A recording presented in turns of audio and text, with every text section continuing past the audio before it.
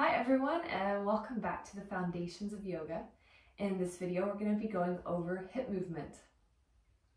So in the previous video, we've gone over all the four directions in the torso: forward folding or flexion, back bending or extension, twisting, and side bending.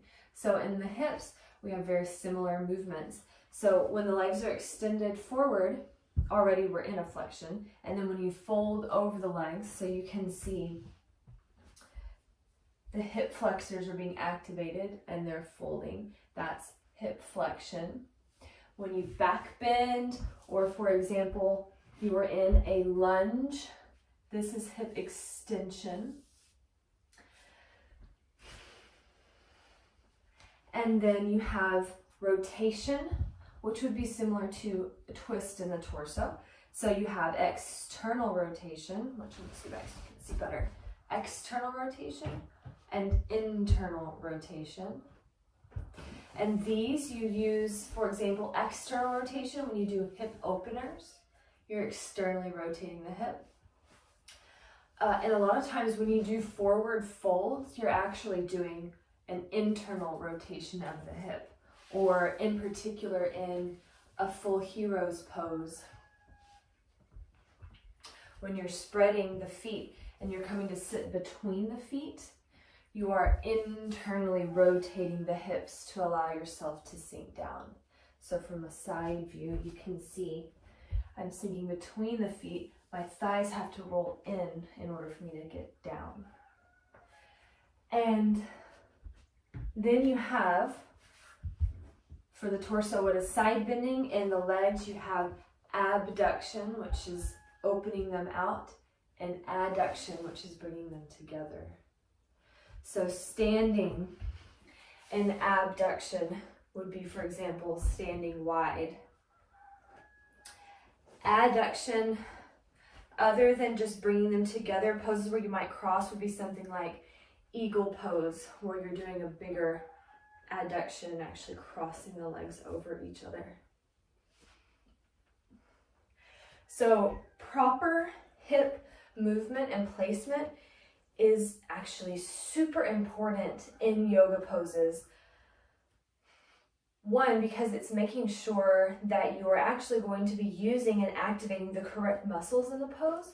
And two, it's going to keep you safe and prevent injuries in the knees a lot of times, but also even injuries in the hamstrings or into the hips or even up into the low back. So a good one, for example, would be Warrior Two. And I'm going to do it this way so that you can see. When you come into Warrior Two, it's a hip opener. And especially, let me do it this way. So here it's the legs have been spread, abduction. This leg stays in abduction, so it's not twisting, it's not rotating. But the front leg does, it externally rotates. And then the knee bends for Warrior Two. So how this comes into play safety-wise when you're in Warrior Two, if you're not externally rotating this front leg, then the knee is going to cave in and your Warrior Two is going to look like this. And you're straining the knee big time. So you want to make sure that you open that hip up and keep that knee straight and externally rotated.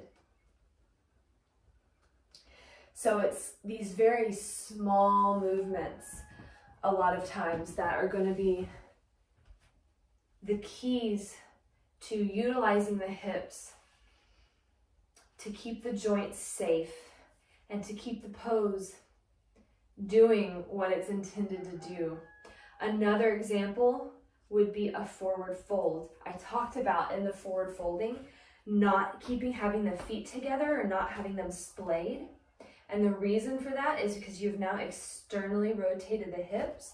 And when you fold, you're stretching like the inside of your hamstring, rather than when they are parallel, you're stretching now all of the hamstrings. You're getting a much fuller stretch. So that's another example of the importance of being aware of where the hips are, what movements they are doing and shouldn't be doing. a lot of times it is the correction that's needed is in rotation. Either you're rotating them out, you're externally rotating and shouldn't be, or you're not externally rotating. So for example, in the standing forward fold, that is a lot of times people externally rotate when they shouldn't. And in the warrior two, you're not externally rotating when you should. So as we move through the more, go into the specific poses and I go over the alignments for each of these poses, you'll begin to see what I'm talking about, because we'll get into those more specifics of how the hips come into play. The other thing is, when we are using our hips properly, then we're going to be using our hip flexors and keeping them straight, strong and active, so that we're not imbalanced. Because the reason a lot of people stand like this is because they don't use their hip flexors, and their glutes have now had to take more of the burden of mechanically moving the body. And so they get tighter, the hip flexors get weaker, and the feet just spread. So the more you train yourself, and you're gonna have to train yourself to stand straight and parallel, the stronger the hip flexors become, the more easily activated they become, and the more balanced you get front to back. And that actually alone will start to help alleviate some of the low back pain you may experience. I think that's everything for hips. After this episode, or this video, we're going to be moving into introducing movement with the breath. So we've gone over how to breathe. We've gone over the foundations, both seated, kneeling, and standing. And now we've gone over the movements within the body, how to begin to understand how the torso moves and how the hips move. So from here, we're going to start actually moving the body with the breath, and start to learn how to connect the breath and the body, because that is really the